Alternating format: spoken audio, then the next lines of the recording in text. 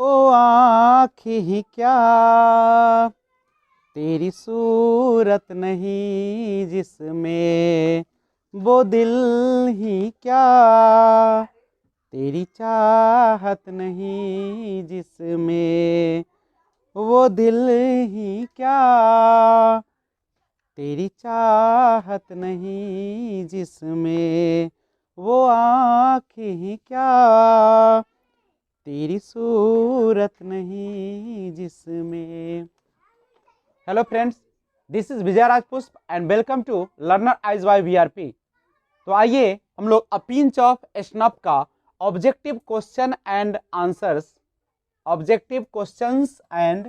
Answers का series part 03 लेकर आया हूं। अभी तक आपने क्वेश्चन नंबर 1 से लेकर 25 तक किया, जो कि पार्ट 01 पार्ट 02 में देखा, और अब हम लोग लेकर आए हैं पार्ट 03। तो आइए देखते हैं क्वेश्चन नंबर 26 से। एक एक क्वेश्चन आपके जीवन को बदल सकता है। आप लगातार एक एक क्वेश्चन को रिवाइज करें। आज की जो क्वेश्चन है कल पर न छोड़े, रोज एक बार उसे पढ़े, रिवीजन करें, तभी आपको सफलताएं मिलेगी। तो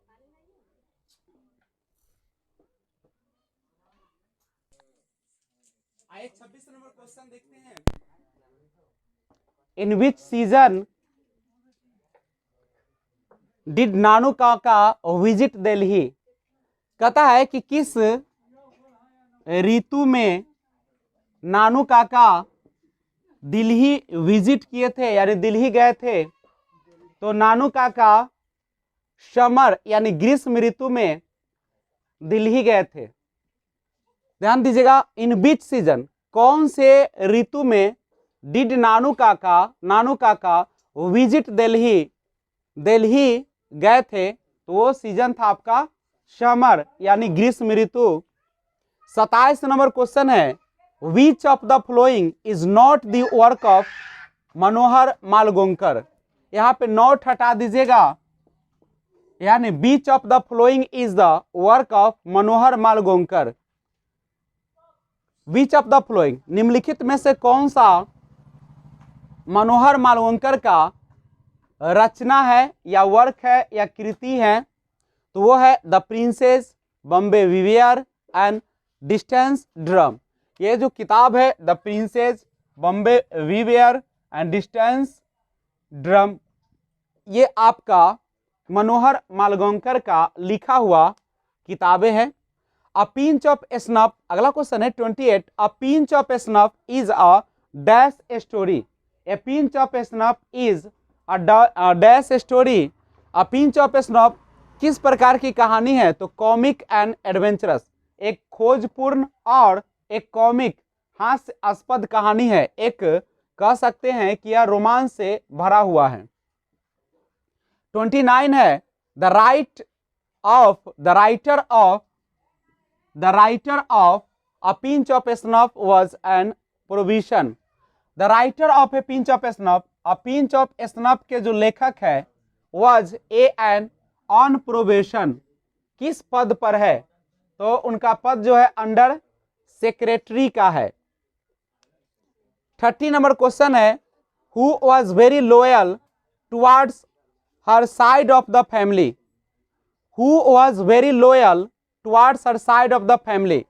कौन बहुत ज्यादा वफादार है हर साइड ऑफ द फैमिली, अपने परिवार के तरफ, यानी कौन अपने परिवार के पक्ष लेता है? तो वो है मदर। वो किनका? मनोहर मालगोंकर का। लेखक की जो माँ है वह हमेशा अपने परिवार वाले का पक्ष लेती है। क्वेश्चन है 31। नानू काका वाज स्टे फॉर, नानू काका रुके थे कितने दिनों के लिए? 2 और 3 दिनों के लिए, 2 और 3 days। डैश इन्फॉर्म्ड दैट नानू काका इज कमिंग टू विजिट, किसने सूचना दिया था दैट कि नानू काका इज कमिंग टू विजिट, कि नानू काका मिलने के लिए आ रहे हैं, या नानू काका कमिंग टू विजिट, नानू काका आ रहे हैं यात्रा पर। तो ये खबर दिए थे उसकी माँ ने कवि के, और उसका नाम है, नाम तो नहीं दिया है, यानी उसकी माँ थी, मदर थी। 33 है नानू काका वॉज द नरेटर्स, नानू काका जो है वह लेखक का कौन है, तो मैटरनल अंकल यानी मामा है। 34 है नानू काका बिलोंग्स टू, नानू काका बिलोंग्स करते हैं यानी कहाँ के निवासी हैं, तो महाराष्ट्र।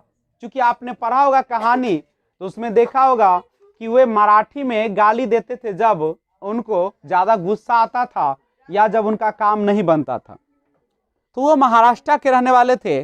35 है Nanu Kaka was standing on the doorway of a dash class carriage, Nanu Kaka खड़े थे ऑन द डोरवे, दरवाजे पर, of a dash class carriage, तो वो था सेकेंड क्लास, क्योंकि थर्ड क्लास का टिकट लिए थे और सेकेंड क्लास से यात्रा कर रहे थे। 36 who often takes a pinch of snuff from the silver box, who often कौन अक्सर takes a pinch of snuff, a pinch of snuff यानी खैनी का एक चुटकी या नस्वार की एक चुटकी, फ्रॉम द सिल्वर बॉक्स एक चांदी के जो बॉक्स था, एक बक्सा था छोटा सा, उससे लेते थे या निकालते थे, तो नानू काका।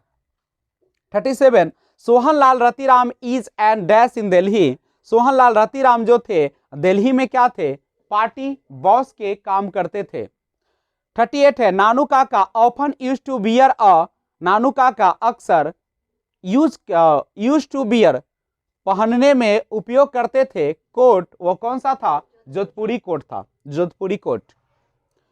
39 है who is the ambassador in the story a pinch of snuff, who is the ambassador कौन था राजदूत अ पिंच ऑफ स्नफ कहानी में, तो बरकत, हजरत बरकत अली उनका पूरा नाम था, जो कि एम्बेसडर थे ए पिंच ऑफ स्नफ कहानी में।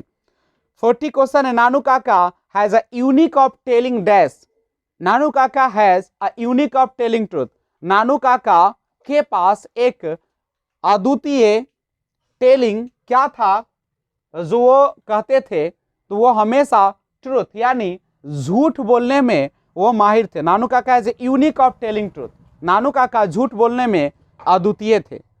41 है the writer and the son of dash work in the same ministry, the writer and the son of dash, लेखक और द सन ऑफ किनके जो पुत्र थे वो work in the same ministry एक ही विभाग में काम करते थे, तो राइटर और the son of Sohanlal, Sohanlal का बेटा जो था उसका नाम था रति राम, वह जो थे और लेखक दोनों सेम विभाग में काम करते थे। तो आज बस इतना ही, फिर मिलते हैं अगले क्लास में। Thanks for watching, keep watching. जय हिंद, जय भारत।